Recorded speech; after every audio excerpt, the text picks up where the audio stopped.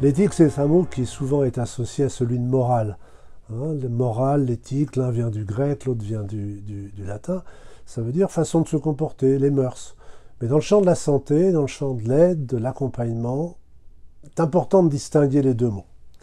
L'éthique, c'est finalement tout le contraire de la norme. C'est la capacité à s'interroger sur la posture du soignant, de l'accompagnant par rapport à la personne. C'est-à-dire, est-ce que je suis là à respecter un processus ou est-ce que je suis là à m'interroger sur ce qui sera le mieux ou parfois le moins mal dans ce que je vais proposer à cette personne dont je m'occupe. Et dans le champ de la norme, c'est-à-dire là où se situe la morale, on trouve aussi la déontologie. La déontologie, c'est la morale d'une profession. On en a chez les avocats, chez les médecins, qui fixent les codes, les règles, les responsabilités. Et parfois même on prévoit des sanctions lorsque ces lignes sont franchies. Donc il faut bien distinguer pareil la déontologie de l'éthique telle que je l'ai définie comme étant un questionnement dynamique, une capacité à prendre de la distance vis-à-vis de la norme.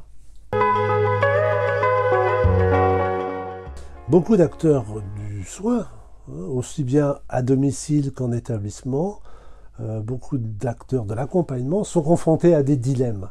Les dilemmes sont des conflits de valeurs, ce sont deux choses qui s'opposent, liberté, sécurité par exemple.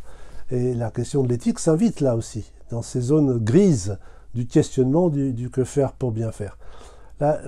La morale c'est noir ou c'est blanc, c'est binaire. Là où l'éthique est grise, et dans le gris il faut parfois trouver son chemin, c'est là où la démarche éthique trouve sa place. Alors l'éthique concerne tout le monde et tout acteur du soin et de l'accompagnement, et plus largement tout citoyen est parfaitement légitime pour questionner la pratique, pour s'inviter dans la démarche éthique.